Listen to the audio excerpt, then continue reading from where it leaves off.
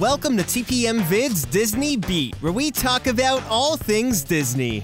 If you're new to the channel, hit that subscribe button and click the bell icon to be notified when we upload a new video. We also have Instagram and Twitter. You can find us at TPM Videos. Waiting in line and Walt Disney World go hand in hand. It's pretty standard for any theme park, really, and no one likes long waits, right?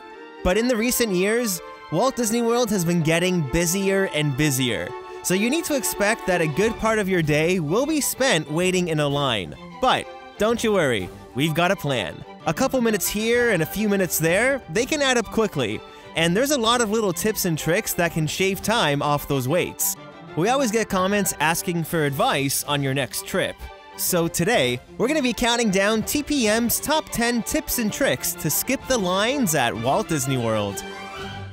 Tip number 1. Use Disney's FastPass Plus system. This might seem really obvious, but there's a lot of people who don't use FastPass because they think it costs extra. Well, FastPasses are completely free on any day you visit a park, and you get to choose 3 rides. If you're staying at one of the Walt Disney World hotels, you can make FastPass reservations 60 days in advance, and for people who aren't staying on property, you can make FastPass reservations 30 days in advance. Now, you want to make sure you try and book as many of the popular attractions as possible. They always have extremely long waits, so if you can manage to book those FastPasses, that can save you a lot of time waiting in the standby queue. A full list of rides you should FastPass can be found below in the description. Tip number 2. Get to the park before the park opens. A lot of people underestimate the benefits of arriving early, but if you snooze, you kinda lose, because the first hour and 15 minutes of a Disney park being open is definitely not as busy. You can get quite a few rides done in that short amount of time. Like at Magic Kingdom, it's totally possible to ride Jungle Cruise, Pirates, and even Thunder or Splash Mountain in just over an hour. And at Animal Kingdom, you can easily ride Flight of Passage with a much shorter wait time. Also, try not to book your first FastPass until 45 minutes after the park has been opened. That way, you're not wasting a FastPass on a ride that already has a short wait time. Now, getting to the park early also means taking into account the amount of time it takes for parking, riding the parking tram and/or monorail, getting through security, and finally entering through the turnstiles. So plan your morning accordingly so you can physically be at the front gate of the park 20 minutes before it opens. Tip number 3. Save the continuous show attractions for the afternoon. Midday is the peak time for attendance at the parks, and it's when the popular attractions tend to have much higher wait times. So the afternoons are perfect for the attractions that run continuous shows through the day, and they're also generally never 100% full.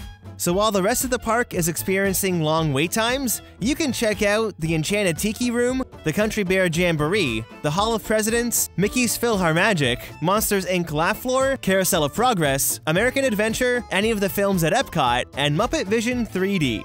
So don't waste your mornings or evenings experiencing those attractions. Save them for the afternoon since they also provide a nice break from the hot afternoon sun.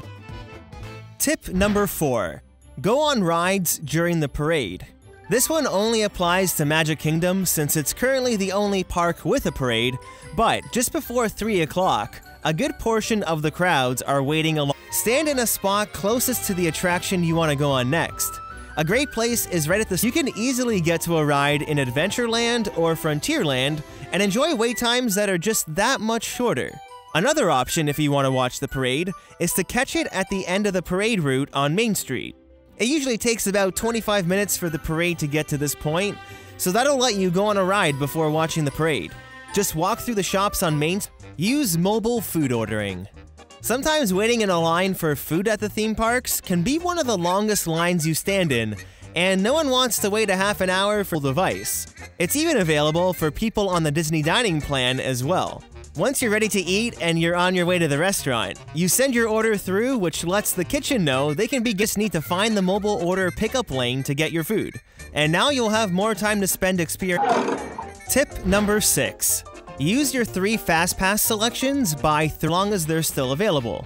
Since FastPass Plus was introduced, Disney has been catering a lot more towards the FastPass queue as opposed to standby, so if you're able to book additional FastPasses, definitely do it. Try choosing time slots as close to the current time as possible, so once you use that one up, you can make another selection. But if you keep checking, slots do open up very last minute for popular attractions. You just gotta be quick to book those FastPasses before someone else does. Tip number 7. Use the single rider line. If you're okay with not riding, it can save you a lot of time. Now there's only 3 attractions that offer it, but they're 3 major attractions. Test Track, Rock and Roller Coaster, and Expedition Everest all have single rider lines that can usually cut the wait in. Single rider line is only 25 minutes. Just note that sometimes the single rider lines aren't always open, so be sure to check with a cast member first to make sure they are. Now open it. So 2 things could happen. Once the Pandora craze mellows, the single rider line on Flight of Passage will open up, or they may do away with the single rider line completely like they did with Soarin'. That's right, Soarin' used to have a single rider line. Tip number 8. Try and eat during the off hours. Plan your day to take meal breaks later in the day. Usually people eat lunch around noon to 2 p.m. and dinner from around 5 p.m. to 7 p.m.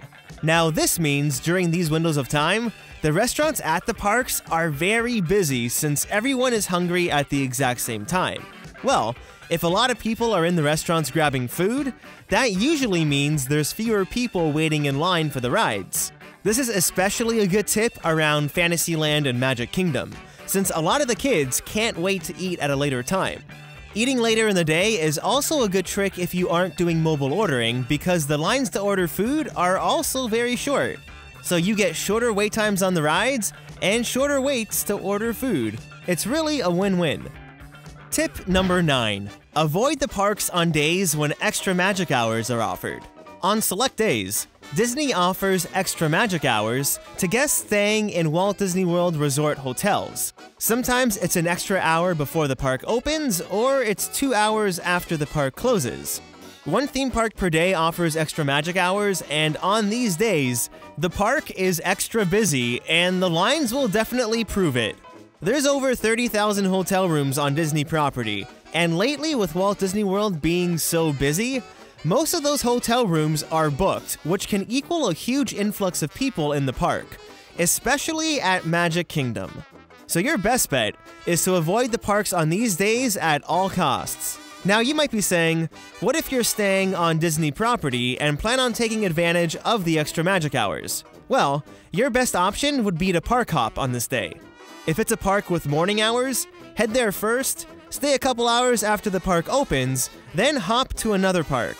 If it's evening hours, spend the day at a different park, then hop on over to enjoy the extra 2 hours in the evening. Tip number 10. Skip the nighttime entertainment and fireworks.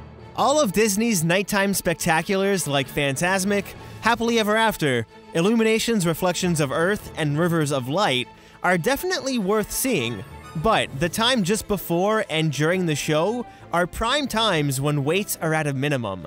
Depending on the time of year, most of the nighttime shows happen at park close, or within an hour or 2 of the park closing. So these are perfect windows of time to get on a few rides with really short waits.